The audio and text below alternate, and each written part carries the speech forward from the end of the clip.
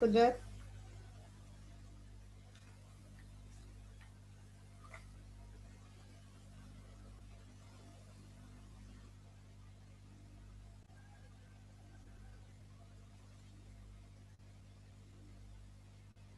किताबें पास रखिए, रजिस्टर पास रखिए और नज़्म खोल लीजिए असरार कुदरत।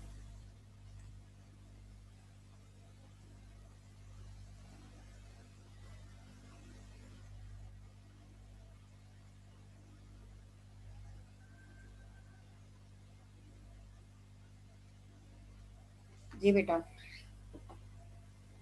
उम्मीदें ले आए होंगे। आगे चल रहे हैं। पिछले नोट्स में आपसे शेयर कर चुकी हूँ, अगर आपको याद हो। ठीक है, तो आज हम पढ़ रहे हैं असरार कुदरत और ये है नज़ीर अकबर आबादी की नज़म। अभी नज़ीर अकबर आबादी से भी आपका तारुफ कराते हैं। नज़ीर अकबर आबादी का अवामी शायर भी कहा जाता है, बल्कि तारुफ तो आपका हुआ होगा इसलिए कि आप सेकेंड ईयर में हैं, है ना। जानते होंगे, पहचानते होंगे, नाम से वाकिफ़ हैं आप लोग। ठीक है बेटा, आगे चल रही हूँ मैं। ये है नज़ीर अकबर आबादी आपकी स्क्रीन पर।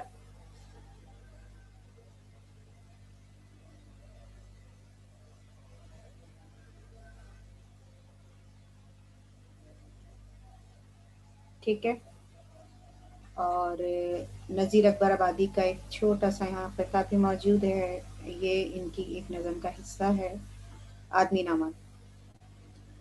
मस्जिद भी आदमी ने बनाई है या मियाँ, बनते हैं आदमी ही इमाम और खुतबा ख्वां, पढ़ते हैं आदमी ही कुरान और नमाजियाँ, और आदमी ही उनकी चुराते हैं जूतियाँ, और उनको जो ताड़ता है सो है वो भी आदमी। ये आखिरी इसका ये जिसमें इंक्लूडेड नहीं है।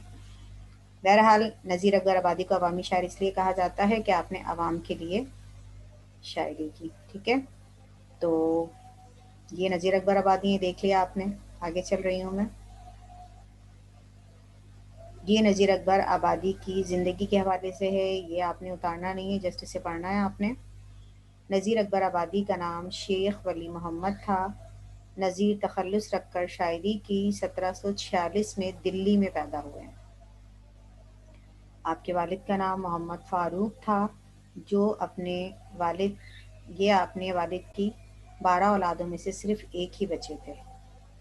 अभी छोटे ही थे कि वालदा के साथ आगरा मुंतकिल हो गए और महल्ला ताजिज़गंज में मुक़ीम हुए। एक मकतब से अरबी और फ़ारसी की तालीम हासिल की। तबीयत में मौज़ूनियत फ़ितरत से मिली थी। मौज़ूनियत कहते हैं अनोखापन, अलग होना। फ़ितरत नेचर, आदत।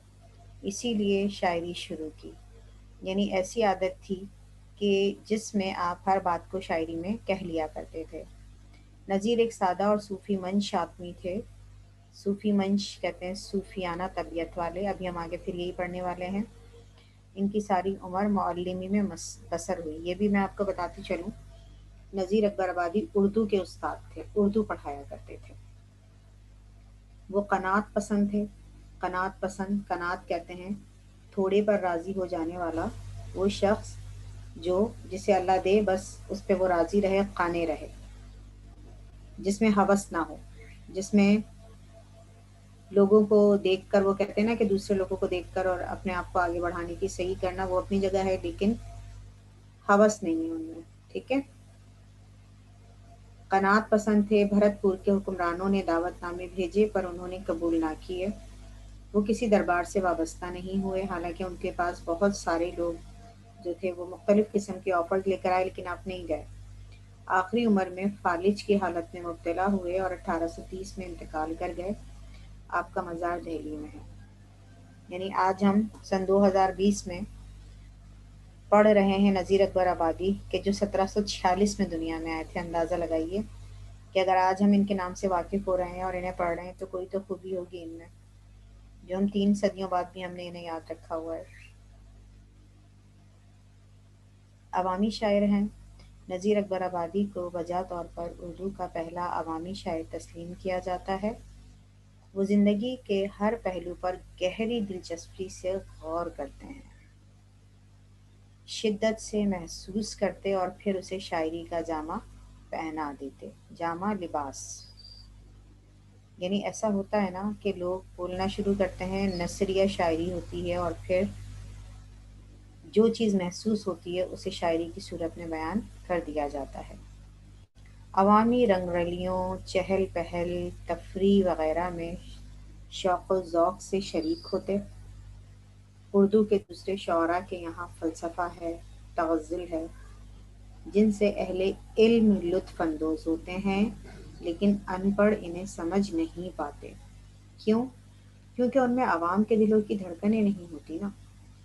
اب اگر ہم دوسرے شعراء کو دیکھیں تو ان کے ہاں فلسفہ ہمیں نظر آئے گا، فلاسفر جسے ہم کہتے ہیں، جی گہرائی کے ساتھ بات بیان کی ہے، جیسے غالب ہو گئے، جیسے اقبال ہو گئے، کہ انہیں سمجھنا بہت ضروری ہے اور ان کے اشعار میں بہت گہرائی ہے۔ کہیں تغزل کا رنگ موجود ہے، تغزل کے بھی لیے بھی تشبیہ اور استعارات کا بے تحاشا استعمال کیا جاتا ہے، جبکہ ان باتوں سے، اس طرح کے اشعار سے وہی لوگ لطف اندوز ہوتے ہیں جو دلچسپی رکھتے ہیں، اہل علم، علم والے، جن میں عقل ہو، شعور ہو، سمجھ ہو۔ اب اگر کسی ان پڑھ کے سامنے آپ پڑھنا شروع کریں تو اسے سمجھ نہیں آئے گا۔ کیوں؟ اس لیے کہ وہ ان باتوں کو سمجھ نہیں پاتا، اور وجہ وہی ہے کہ آپ نے جو شاعری کی اس میں عوام کی دھڑکنیں ہوتی تھیں۔ نمبر ایک، پہلی وجہ، وہ ایسی کون سی شاعری ہے کہ جس میں عوام کی دھڑکنیں ہیں؟ وہ شاعری ہے عوام کے لفظوں کی۔ اس زمانے میں جو اردو عام بولی چالی جاتی تھی، آپ نے وہی اردو اپنی شاعری میں استعمال کی، تو لوگوں کو سمجھنے بھی مشکل نہیں ہوئی۔ ابھی ہم پڑھیں گے تو شاید ہمیں مشکل لگے، اس لیے کہ ہم اس طرح کی اردو سے واقف نہیں ہیں جو 17ویں صدی میں بولی جاتی تھی۔ ٹھیک ہے بیٹا؟ نذیر عوام کے شاعر تھے، وہ ہندو مسلمان سب کے غم و ماتم میں شریک ہوتے، عید، شب برات، ہولی، دیوالی، دسہرہ، غرض ہر تہوار پر نظمیں لکھتے تھے۔ ایک طرف خواجہ معین الدین چشتی کی تعریف کرتے تو دوسری طرف گرو نانک کو بھی نظر عقیدت پیش کرتے ہیں۔ یعنی آپ بلا امتیاز آپ نے جو ہے وہ بات کی ہے، آپ نے صرف ایک طرف ہو کے بات نہیں کی۔ اب چونکہ عوام کے لیے آپ نے شاعری کی تو آپ مسلمانوں کے غم میں بھی شریک ہیں، غیر مسلمس کے غم میں بھی جو ہے وہ شریک ہیں۔ اس کے ساتھ ساتھ عید کے حوالے سے آپ نے نظم لکھی ہے، شب برات پہ لکھی ہے، ہولی، دیوالی، دسہرہ، یہ وہ تہوار ہیں جو بڑے دھوم دھام سے منائے جا رہے ہوتے ہیں۔ تو آپ نے ہر، اس لیے کہ وہ زمانہ وہ تھا کہ جس میں ہندو اور مسلمان ساتھ ساتھ رہتے تھے، اور جب عید مناتے تھے تو سب مل کے منا رہے ہوتے تھے، شب برات ہو رہی ہے تو شب برات پہ ایک وہ ہے نا کہ لوگ پٹاخے پھاڑ رہے ہیں، اور یہ تو یہ وہ معاملہ ہے کہ جس میں یہ اسی زمانے سے چلا آ رہا ہے۔ تو آپ نے جو شب برات پہ نظم لکھی ہے وہ پڑھیں تو وہ بھی لاجواب ہے۔ پھر ہولی آپ نے جس طرح نظمی انداز میں تحریر کی، یا دیوالی آپ نے نظمی انداز میں تحریر کی، وہ اپنی مثال آپ ہے۔ پھر ہم یہ دیکھتے ہیں کہ ایک طرف خواجہ معین الدین چشتی کے حوالے سے بات کر رہے ہیں تو دوسری طرف گرو نانک کو بھی بات کر رہے ہیں۔ اسی لیے آپ کو لسان العصر، عوامی شاعر اور اردو کا شیکسپیئر بھی کہا گیا۔ ذرا اس لائن کو نوٹ کیجئے گا، آپ کے پاس رجسٹر موجود ہوں گے، میں نے کہا تھا رجسٹر لے کے بیٹھیے گا، دس از نیسیسری فار یو نا۔ لاسٹ لائن جو آپ کی ہے بیٹا، آپ کو لسان العصر، عوامی شاعر اور اردو کا شیکسپیئر بھی کہا گیا۔ یہ آپ سے ایگزامس میں پوچھا جا سکتا ہے ایم سی کیوز کی صورت میں، اردو کا شیکسپیئر کسے کہتے ہیں؟ تو آپ کا دماغ شاید امتیاز علی تاج کی طرف چلا جائے یا مرزا ادیب کی، حالانکہ مزے کی بات یہ کہ اردو کا شیکسپیئر نذیر اکبر آبادی کو کہا گیا ہے۔ ٹھیک ہے بیٹا؟ اور لسان العصر اور عوامی شاعر، یہ ذرا یہ والی لائن نوٹ کر لیجئے، پھر میں آگے چل رہی ہوں۔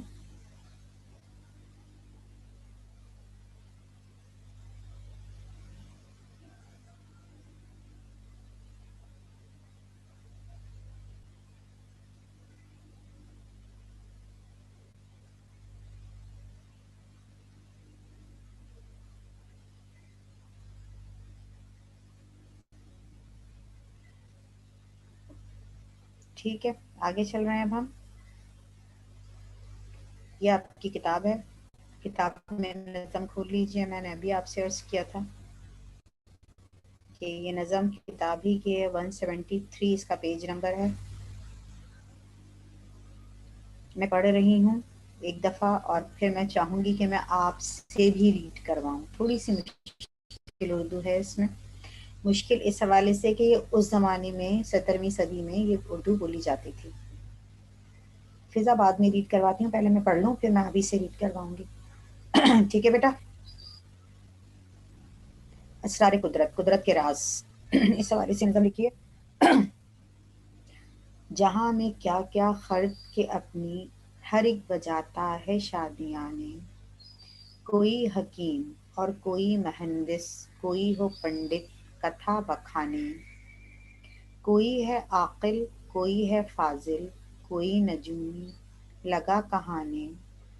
جو چاہو کوئی یہ بھید کھولے، یہ سب ہیں ہیلے یہ سب بہانے. پڑے بھٹکتے ہیں لاکھوں دانا، کروڑوں پنڈت ہزاروں سیانے. جو خوب دیکھا تو یار آخر، خدا کی باتیں خدا ہی جانے. ہوا کے اوپر یہ آسماں کا بیچو با خیمہ جو تن رہا ہے. نہ اس کی میخیں نہ ہیں تنابیں، نہ اس کی چوبیں ادھر کھڑا ہے. ادھر ہے چاند اور ادھر ہے سورج، ادھر ستارہ ادھر ہوا ہے. کسی کو مطلق خبر نہیں ہے کہ پر کب بنا ہے اور کاہے کاہے. پڑے بھٹکتے ہیں لاکھوں دانا، کروڑوں پنڈت ہزاروں سیانے. جو خوب دیکھا تو یار آخر، خدا کی باتیں خدا ہی جانے. فلک تو کہنے کو دور ہے گا، زمیں کا اب جو یہ بسترا ہے. کھڑے ہیں لاکھوں پہاڑ جس پر، فلک سے سر جس کا جا لگا ہے. ہزاروں حکمت کا ایک بچھونا، یہ پانی اوپر جو بچھ رہا ہے. بہت حکیموں نے خاک چھانی، کوئی نہ سمجھا یہ بھید کیا ہے. پڑے بھٹکتے ہیں لاکھوں دانا، کروڑوں پنڈت ہزاروں سیانے. جو خوب دیکھا تو یار آخر، خدا کی باتیں خدا ہی جانے. زمیں سے لے کر جو آسماں تک بھری ہے لاکھوں طرح کی خلقت. اب لوگ خلقت کی بات ہو رہی ہے، لوگوں کی. کہیں ہے ہاتھی کہیں ہے چیونٹی، کہیں ہے رائی کہیں ہے پربت.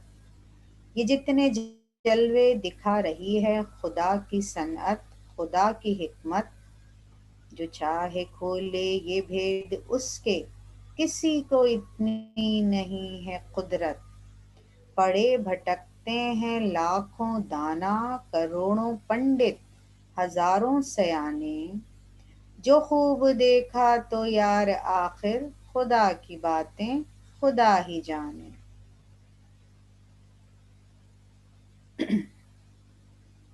کوئی ہے ہنستا کوئی ہے روتا، کہیں ہے شادی غمی کہیں ہے. کہیں ترقی کہیں تنزل، کہیں گماں اور کہیں یقیں ہے. کوئی گھسٹتا زمیں کے اوپر، کوئی خوشی سے فلک نشیں ہے. یہ بھید اپنا وہ آپ جانے، کسی کو ہرگز خبر نہیں ہے. پڑے بھٹکتے ہیں لاکھوں دانا، کروڑوں پنڈت ہزاروں سیانے. جو خوب دیکھا تو یار آخر، خدا کی باتیں خدا ہی جانے. یعنی وہ باتیں جو اللہ پاک کی ہیں وہ اللہ ہی جانتے ہیں. انسانوں نے بڑی کوشش کی، سر توڑ کوشش کی، لیکن نہ سمجھ سکے. فضا میں آپ کا مائک کھول رہی ہوں. فضا مائک کھولیے. فضا نہیں.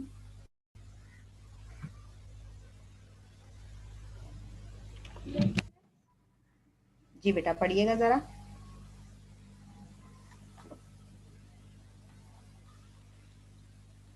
جہاں میں کیا کیا خرچ کے اپنی اپنی ہر ایک بجاتا ہے شادیانے. کوئی حکیم اور کوئی مہندس، کوئی ہے پنڈت کتھا بکھانے. کوئی ہے عاقل کوئی ہے فاضل، کوئی نجومی لگا कहानी, जो चाहो कोई ये भेद खोले, ये सब है खेले, ये सब बहाने। पड़े भटकते हैं लाखों दाना, करोड़ों पंडित हजारों सयाने, जो खूब देखा तो यार आखिर खुदा की बातें खुदा ही जाने। हुआ के गुड, ऊपर ये अब रुक आसमां का। जाइएगा आप, मिस रुक मुझे जाएं आपसे बेटा। एक सवाल करना था। जी जी बोलें। मिस ये पूछना था कि उर्दू का शेक्सपियर तो आगा हशर काश्मीरी को भी कहते हैं ना, तो अगर बिल्कुल, दोनों ऑप्शंस में नहीं आ सकते दोनों हैं ना? एक साथ नहीं आते, दोनों एक साथ नहीं आते, कोई एक होगा आपके पास उस वक्त। ठीक है, बस ये पूछना था। ओके।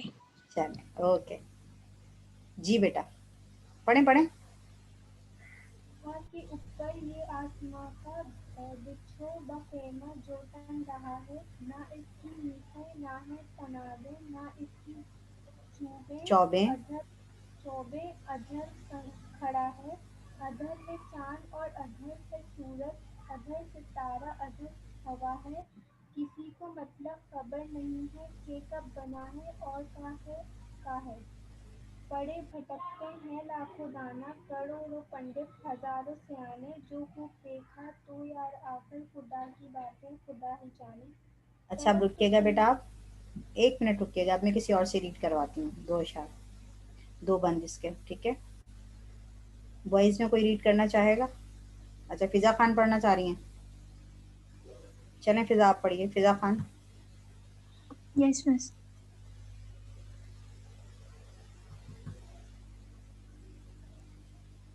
फलक तो कहने को दूर हैगा, ज़मी का जो ये बिस्तरा है। खड़े हैं लाखों पहाड़ जिस फलक पर, फलक से सर जिसका जा लगा है। आराम से पढ़ें, हज़ा आराम से, आराम से पढ़िए, सुकून के साथ, दौड़ना नहीं है। ओके। हाँ जी जी। हजारों हिकमत का एक बिछोना, ये पानी ऊपर जो बिछ रहा है। बहुत हकीमों ने खाक छानी, कोई न समझा ये भेद क्या है। पड़े भटकते हैं लाखों दाना, करोड़ों पंडित हजारों सयाने, जो खूब देखा तो यार आखिर खुदा की बातें खुदा ही जाने। ज़मीं से लेकर जो आसमां तक भरी है लाखों तरह की खलकत। कहीं है हाथी, कहीं है चूटी, कहीं है राही, कहीं है पर्वत। ये जितने जलवे दिखा रही है खुदा की सनत, खुदा की हिकमत, जो चाहे खोले ये भेद, इसके किसी को इतनी नहीं है कुदरत। पड़े भटकते हैं लाखों दाना, लाखों पंडित हजारों सयाने, जो खूब देखा तो यार आखिर खुदा की बातें खुदा ही जाने। वेरी गुड, बस रुक जाइए, आप किसी और से पढ़वाती हूँ, अब अगला ही रह गया एक, इसके बाद फिर आगे चलते हैं। अब्दुल्ला साजिद माइक खोलिएगा अपना।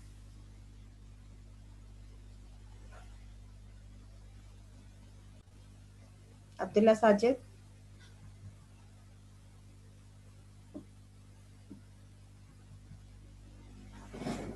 अब्दुल्ला आप वहाँ मौजूद हैं? जी मिस। जी बेटा पढ़िएगा ज़रा। कोई है हंसता, कोई है रोता, कहीं है शादी गमी, कहीं है कहीं कहीं तरक्की, कहीं तरक्की, कहीं कहीं तनज़्ज़ुल, तनज़्ज़ुल, कहीं गुमा और कहीं यकीन है। कोई घस घसीटता, कोई कोई घसीटता ज़मीं के ऊपर, कोई खुशी से फलक नशी है। ये भेद अपना वो आप जाने, किसी को हरगिज़ खबर नहीं है। पड़े भटकते हैं लाखों दाना, करोड़ों पंडित हजारों सयाने, जो खूब देखा तो यार आखिर खुदा की बातें खुदा ही जाने। वेरी गुड, ज़बरदस्त, बहुत अच्छा पढ़ा है आपने, एक्सीलेंट, बहुत यानी सही रीडिंग की आप लोगों ने। आगे चल रही हूँ मैं। ये आपके मुश्किल अल्फाज आ गए, ये आपको उतारने होंगे। असरार कहते हैं सिर की जमा भेद पोशीदा बातें, कुदरत अल्लाह ताला की ताकत शान इलाही, खिर्द अकल दानाई समझ, शादियाने खुशी पर बजाए जाने वाला बाजा, हकीम अक्लमंद फ़लसफ़ी तबीब, मुहंदिस इल्म हिंसा का आलिम, नजूमी, नजूमी को मुहंदिस कहते हैं, पंडित वाकिफ़ होंगे इस लफ्ज़ से भी आप, आलिम ज्योतिषी, कथा बयान कहानी फसाना, बखाने बार बार बयान करना, राज खोलना, फाजिल साहिब इल्म फजल। कहाने कहलाने मतरूक शुदा लफ्ज़ है। बेचोबा बग़ैर सुतून या सहारे के, यानी आसमान जो है बग़ैर सुतून या सहारे के है। बेचोबा खैमा जो तन रहा है। ना इसकी मीखें, मीखें कहते हैं कील, कील ठोकी जाती है, या खोंटा जो बांधा जाता है, बड़ी कील जो होती है ना उसे खोंटा कहते हैं, ठीक है। तो ये आपके मायने हैं, और मैं ये चाहूँगी कि ये मायने आप लोग लिख लीजिए। वजह इसकी यह है कि बाद में जब आप दोबारा बैठेंगे पढ़ने तो फिर आपको मसला नहीं होगा। मैं ये पीडीएफ वैसे आपको शेयर ज़रूर करूँगी, पीडीएफ शेयर कर दूँगी मैं, कोई इतना इशू नहीं है, ठीक है बेटा। तो अर्ज़ ये है कि इसे उतार लीजिए मीनिंग्स, फिर मैं आगे वाली मीनिंग्स बताती हूँ, फिर हम आते हैं मज़ीद अपने नोट्स की तरफ। अभी नोट्स तो मैंने शुरू ही नहीं किए, ये तो स्टार्ट है आपका। और इसकी रीडिंग करानी बहुत ज़रूरी थी। इसमें कुछ अल्फाज ऐसे हैं कि जब तक आप इन्हें रीड नहीं करेंगे इसे समझ नहीं पाएंगे, और इसका समझना बहुत ज़रूरी है। कि इस नज़म में नज़ीर अकबर आबादी ने जो बात की है वो ये की है कि कुदरत के असरार जानने की लोग कोशिश तो करते हैं, लेकिन उस कोशिश में कामयाबी नामुमकिन है।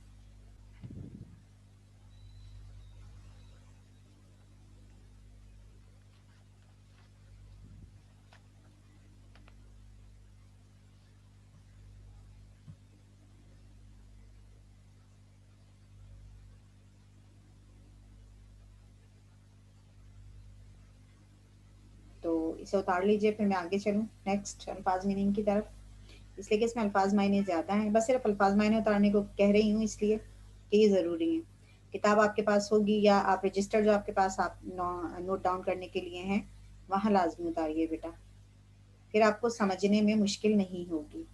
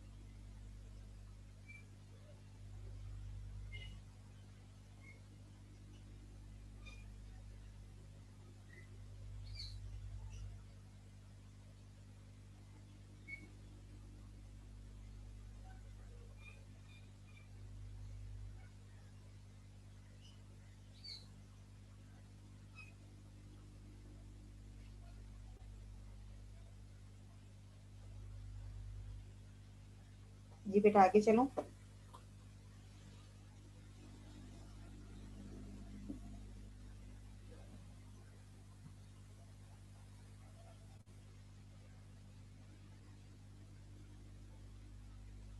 اور یہ اور میننگ آپ کے سامنے ہے.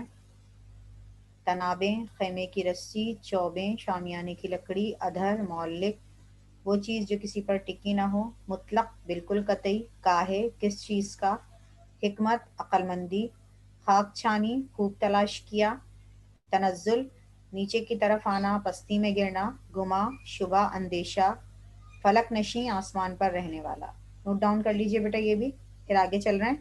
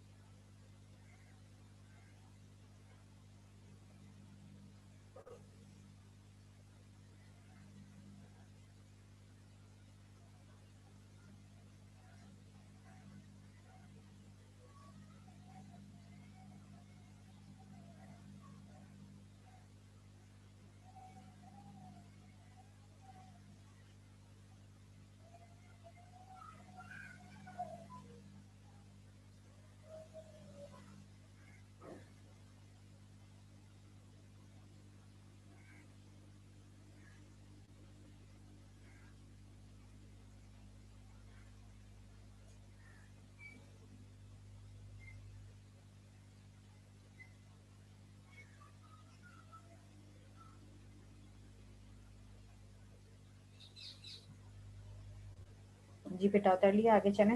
اتار لیجیے اس کو، جلدی سے کاپی کر لیں.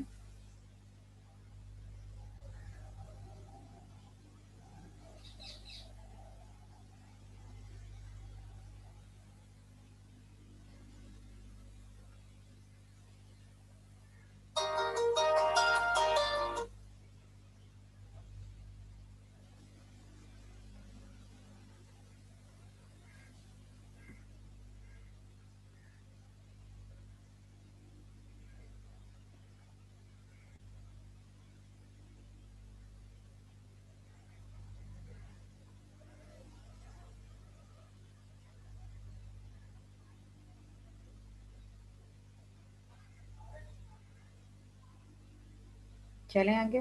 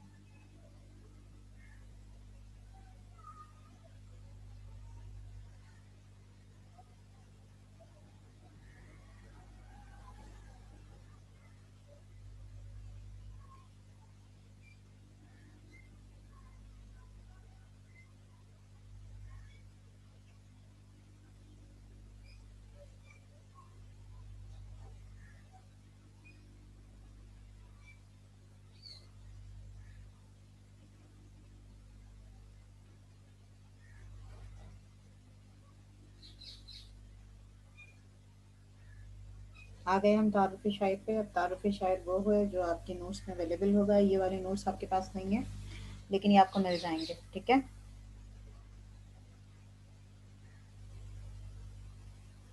نذیر اکبر آبادی اردو کے پہلے عوامی شاعر کہلاتے ہیں کیونکہ انہوں نے اپنے درد مند دل اور جذبات کے زیر اثر عوام کے خیالات کو عوامی زبان میں ہی شاعری کے دھاگوں میں پرویا۔ قدرت کی طرف سے نذیر کو درویشانہ مزاج ملا تھا۔ درویش وہ شخص جو اللہ سے قریب ہوتا ہے، جس کی وجہ سے وہ زندگی کی حقیقتوں پر غور کرتے رہے تھے۔ ان کی زیادہ تر نظمیں مثلاً آدمی نامہ، بنجارہ نامہ، عید، ہولی، انجام، برسات، بسنت، سردی اور زیر غور نظم اسرار قدرت اسی غور و فکر و نظر کا نچوڑ ہیں۔ بقول پروفیسر مجنو گورکھپوری، نذیر نے اپنی شاعری میں خیالات کا طلسم نہیں باندھا۔ طلسم کہتے ہیں جادو، بلکہ واقعات کا جادو جگایا۔ نذیر اکبر آبادی عوامی شاعر ہیں، اور تھوڑا سا ان کے بارے میں یہ بھی آپ کو بتاتے چلوں کہ ابھی ہم نے یہ پڑھا پیچھے جو میں نے آپ کو ایک سلائڈ دکھائی تھی اس میں کہ نذیر کو دعوت نامہ دیا گیا لیکن نذیر جو ہے وہ نہیں گئے، یا نذیر کسی بھی دربار سے یا کسی دبستان سے وابستہ نہیں تھے۔ اس کی وجہ یہ تھی کہ آپ درویش صفت آدمی تھے، کہ جس طرح لوگ آج کے حوالے سے، اگر میں آج کی بات کروں تو لوگوں کو انوائٹ کیا جاتا ہے، بلایا جاتا ہے، اگر گھر میں کسی قسم کی کوئی تقریب ہو تو باقاعدہ ہم لوگوں کو انویٹیشن دیتے ہیں کہ آپ آئیے ہماری دعوت میں شریک ہوئیے۔ جیسے یوں سمجھ لیجئے کہ کسی کے یہاں شادی ہو تو وہ اپنے یہاں کوئی ایک سا فنکشن میوزک نائٹ یا میوزیکل نائٹ یا قوالی نائٹ ارینج کرواتا ہے، جس میں باقاعدہ لوگوں کو انوائٹ کیا جاتا ہے جو قوال ہوتے ہیں یا جو گائک ہوتے ہیں، اور ان سے جو ہے وہ گانے وغیرہ گوائے جاتے ہیں اور اس طرح لوگ محظوظ ہوتے ہیں۔ تو اس زمانے میں اس طرح کا کانسیپٹ نہیں تھا۔ جو کانسیپٹ تھا اس زمانے میں، یہ زمانہ بھی تو دیکھیں نا، 17ویں صدی اور 18ویں صدی کا زمانہ ہے۔ اس وقت لوگ یہ کیا کرتے تھے کہ انہیں معلوم ہوتا تھا یہ شاعر ہیں، لوگ ادب کے قدردان تھے، تو باقاعدہ شاعروں کو دعوت نامے دیے جاتے تھے اور انہیں اپنی محافل میں بلایا جاتا تھا۔ جیسے کسی کی بسم اللہ ہے، کسی کے یہاں عقیقہ ہے یا کسی قسم کی کوئی تقریب ہے تو باقاعدہ انہیں انوائٹ کیا جاتا تھا، اور ہوتا یہ تھا کہ جب کھانا وغیرہ ہو جایا کرتا تھا تو پھر شاعر ان شخصیات کے لیے کہ جن لوگوں نے انہیں بلایا ہے یا انوائٹ کیا ہے ان کی شان میں قصیدے پڑھا کرتے تھے اور لوگ واہ واہ کیا کرتے تھے۔ اور لوگوں کو یہ بھی ہوتا تھا کہ جی انہوں نے فلاں شاعر کو جو ہے وہ بلایا ہے اور ان کے مراسم اس طرح ہیں، یعنی لوگ ادب دوست ہوا کرتے تھے۔ یہ وہ زمانہ ہے۔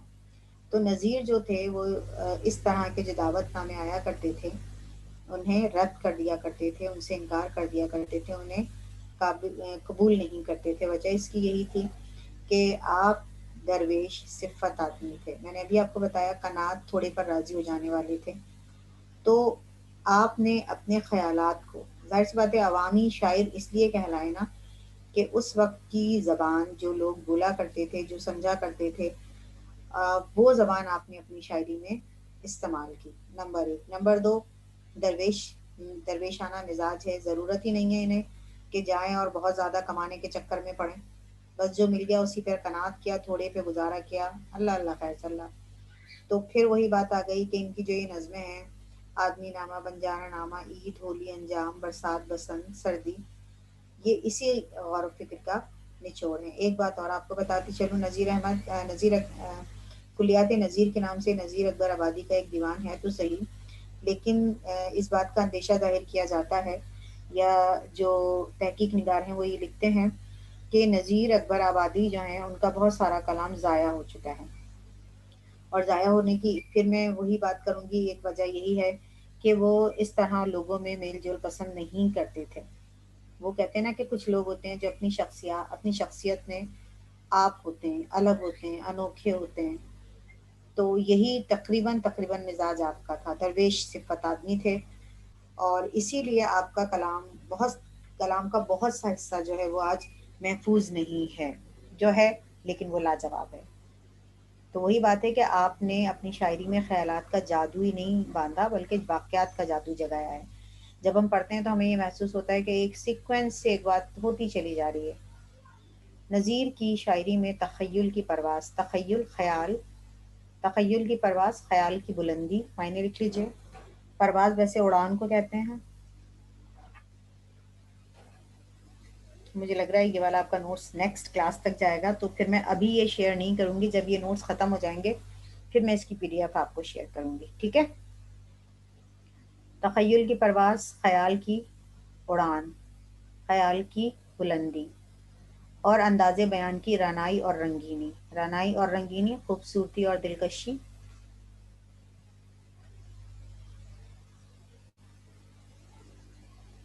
خوبصورتی اور دلکشی نہیں ملتی، بلکہ ان کی شاعری انسان دوستی، عوام اور ان کی روزمرہ زندگی، خوشیاں اور محرومیاں، ان کی امیدوں اور ناکامیوں کے گرد گھومتی ہے۔ نظیر کی شاعری میں ہماری اپنی تہذیب اور معاشرت کا عکس موجود ہے۔ معاشرہ، عکس، سایہ۔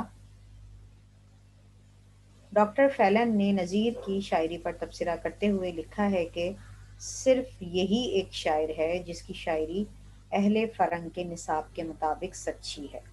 اہل فرنگ، آپ کو پتہ ہے نا، فرنگی ہم انگریزوں کو کہتے ہیں نا، تو اہل فرنگ انگریزوں کے نصاب کے مطابق سچی ہے۔ اس کا اندازہ یوں لگائیے، اگر آپ انگریزی شاعری سے واقف ہوں یا انگریزی شاعری کا شغف رکھتے ہوں، پوئٹری کا، انگلش پوئٹری کا، تو آپ وہاں یہ دیکھیں گے کہ بیوٹیفل ہینڈس ماں کے ہاتھوں کو کہا گیا ہے، نیم ٹری، سیون ایجز آف مین، یا پڑھتے چلے آ رہے ہیں، تو یہ دیکھیں کہ وہ لوگ جو شاعری کر رہے ہوتے ہیں نا، وہ زندگی کے حوالے سے کرتے ہیں، اور ان کی شاعری میں ہماری اور ان کی شاعری میں فرق یہی ہے، ہم یہاں محبوب کے چکر میں پڑے ہوئے ہیں، محبوب عشق مجازی اور عشق حقیقی کا بھی ہے، لیکن وہاں وہ حقیقت کے حوالے سے بات کرتے ہیں، تہذیب کے حوالے سے بات کرتے ہیں، معاشرت کے حوالے سے بات کرتے ہیں۔ اور وہی بات ہے کہ جب وہاں شاعری کی جاتی ہے تو اس کا طریقہ کار بالکل الگ ہے۔ اچھا، وہاں بھی میں آپ کو بتا دوں اسٹیجز ہیں، اگر انگلش لٹریچر سے کسی کو دلچسپی ہو، بہرحال اتنی گہرائی میں نہیں جا رہی، ہم اردو ہی کی بات کرتے ہیں۔ تو یہاں معاملہ یہی ہے کہ آپ کی شاعری کو اہل فرنگ انگریزوں کے نصاب کے حوالے سے کہا گیا ہے کہ انگریز جس طرح شاعری کرتے ہیں، وہ موضوعات، ابھی میں نے آپ کو بتایا کہ وہ موضوعات خاص طور پر وہ چنتے ہیں کہ جن کا تعلق خاص عوام سے ہوتا ہے یا عوامی ہوتے ہیں، ٹھیک ہے بیٹا؟ اور آئی تھنک سو کہ میری کلاس کا ٹائم بھی اوور ہو گیا ہے اور نئی کلاس آپ کی آنے والی ہوگی، تو انشاءاللہ العزیز میں ہم یہ کرتے ہیں کہ اگلی کلاس میں اسے کنٹینیو کریں گے، اور میں یہی نوٹس اگلی کلاس میں کنٹینیو کرواؤں گی آپ سے، اور جب یہ ختم ہو جائیں گے پھر میں اس کی PDF آپ کے گروپ میں شیئر بھی کر دوں گی، اور آئی ہوپ کہ جب آپ واپس آئیں گے انشاءاللہ تعالی کوچنگ، تو آپ کو وہاں سے نوٹس بھی دے دیے جائیں گے، ٹھیک ہے؟ تو میرے خیال میں اتنا کافی ہے آج کے لیے۔ یہ اس کی PDF انشاءاللہ میں آپ کو شیئر لازمی کر دوں گی، لیکن ابھی نہیں کروں گی، ابھی یہ ختم نہیں ہوا، ابھی تو ہم نے تعارف شاعر ہی پڑھا ہے، شاعری کو سمجھا ہے، ابھی ہم نظم کی طرف، ہم نے یا نظم پڑھ لی یا اس کے الفاظ معنی دیکھ لیے، اب ہم جائیں گے اس کے مرکزی خیال پہ، لیکن آج کی تاریخ میں تو یہ ناممکن ہے، ٹائم ہمارا اوور ہو گیا۔ انشاءاللہ العزیز اگلی کلاس میں ہم ملتے ہیں، ٹھیک ہے بیٹا؟ اس کے ساتھ ہی میں کلاس فائنڈ اپ کر رہی ہوں۔